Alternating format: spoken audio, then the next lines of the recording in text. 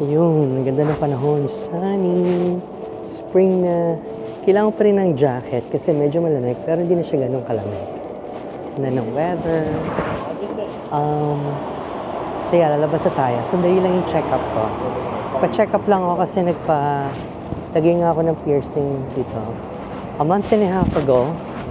So, bumalik ako kasi routine yun. After a month and a half, babalik ka para to check ng piercer kung everything is healing well, ganyan-ganyan. Tingnan niya. Nakaka-happy. Nakaka-happy kapag yung may nagte-take care sa'yo, di ba? Nakaka-happy kapag yung mga parang self-care yan. Nakaka-happy kapag halimbawa meron kang haircut appointment, dentist appointment, or your person kasi yung nafe-feel mo talaga na inalagaan ka, making sure that you're fine. So, nakaka-happy. Pumunta ako ng Midori, doon ako pierce. So, 4 piercings yun. Big move yun sa akin kasi first piercing ko yan. And then, ayun. So, ano ngayon? March 27, Thursday. Ang temperature is 6 degrees. Feels like 3. Pero napaka-comfortable. Kasi sunny napaka-init. Nakakadagdag ng additional 10 degree warmth kapag may sun. Saka walang hangin. So, perfect siya. Maganda yung 6 degrees. Hindi ako giniginaw. So, light jacket lang, light down. Tapos meron ako light down filled sa loob nitong aking light spring jacket. Tapos tayo naka-joggers lang and that. So, galing lang tayo sa Square One. Naglakad lang tayo. Papunta dun sa mall. So, yung mall na yun, meron siyang Midori na store. Ay, hindi ako nakabili ng pang linis ng puti. So, babalik ako ng Square One. Kalimutan ko. So, yeah, kasi nagpa-pierce nga ako ng ears. Ayan, 4. A month and a half ago. So, kasama yon pag nagpa-pierce ka sa kanila. Actually, nung time na I think ang bayad sa piercing is $25 para sa 3 or 4 piercings. Pero nung time na yun, may promo. So, hindi na ako pinagbayad yung piercing.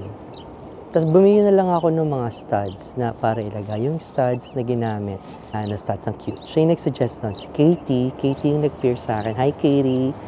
Katie from Midori. Yung Midori, medyo bago-bago siya na brand. Narinig ko na siya before. I think mostly sa online lang sila, pero ngayon may stores na. So, dito may stores sila sa Square One. Ang ganda. Puntahan nyo. At hanapin nyo si Katie kung gusto yung magpa-pierce. Ito sa Mississauga. So, yeah. So, nung nagpa-pierce ako, kasama na doon sa pagbayad, nung bumili ako ng studs, yung check-up. So, kailangan a month and a half, titingnan ka niya just to make sure everything is okay, na walang infection, na you're healing well. So, ito na yun, a month and a half. Later, ito na yung araw na yun. Excited ako kasi tinignan niya, nilinis niya tinanggal niya yung piercing. Kasi malilit siya, hindi ko siya kahit tanggalin mag-isa. Yun nandiyan. So, tinanggal niya, nilinis niya, tapos pinanasa niya yung earlobes ko. Tapos sabi niya, okay naman daw. So, maghintay pa ako ng ilang buwan, hindi ko siya pwedeng tanggalin. And then, after 4 months, pwede ko nang palitan ng earrings na gusto ko. Okay, so ayan. Babalik tayong Square One. Kagigil. Kasi, nakalimutan ko bumili ng panlinis. Oh, wow. Okay. Yan, tatawid lang tayo kasi malapit lang yung Square One. Yung Square One, kung hindi nyo pa alam, ano yan? Napakalaking mall. Ang laki ng footprint niya. Hindi siya mga 5-story, kagaya ng mga mall sa Philippines, pero ang laki ng floor area niya. So, siya ang pinakamalaking mall sa buong province ng Ontario, sa Canada, right? Pero sa buong Canada, siya ang second biggest mall. So, yung ang nakatalo sa kanya is yung Edmonton Mall. Super laki naman ng Edmonton Mall kasi meron ata yung golf course sa loob, kung ano pa. May barko pa sa loob. Pero itong Square One, maliit lang yan before, pero in-expand nila, nirenovate nila. Meron silang nilagay na luxury wing, na nandun yung Hotel and Fruit, Harry Roses, sa iba pa mga magagandang brands.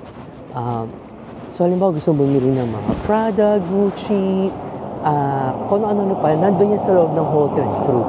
Hindi siya mga separate na stores na makikita mo sa Yorkville. Pero pwede na kasi accessible, hindi mo na kailangan pumunta ng Toronto, lapit lang.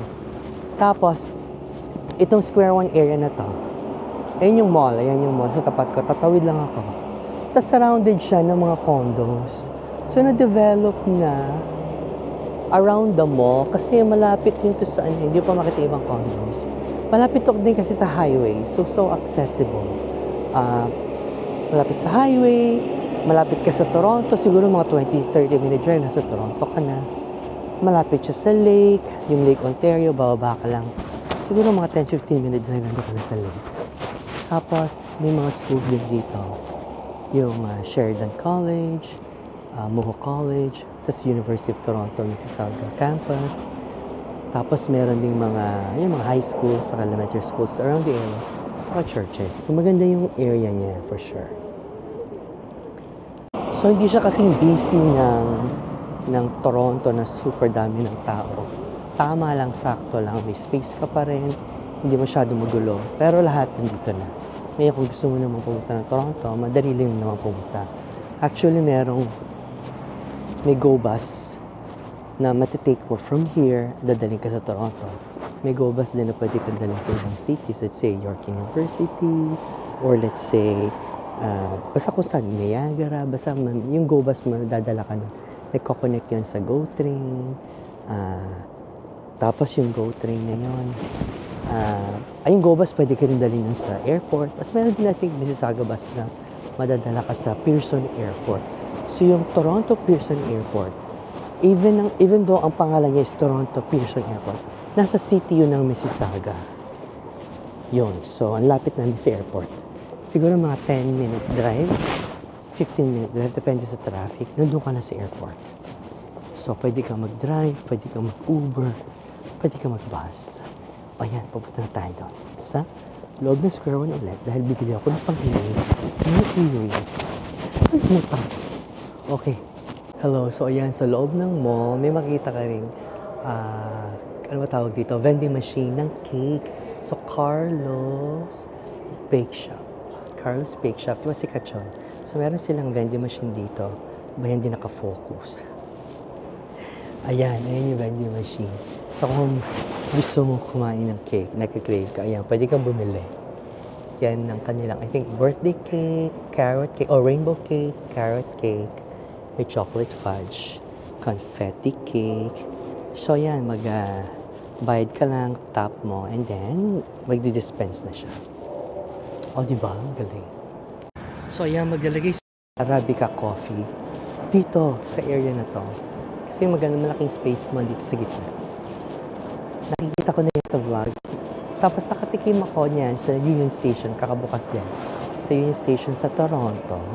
So, finally, magbubukas sila dito sa Square One. So, this spring, makakapagkape na tayo dito sa gitna. Ayan. Ayan. So, Arabica coffee. Ito yung isang wing nila dito. May Gap, H&M, Boss, ano pa? Ayan, Lindt, Foxhome.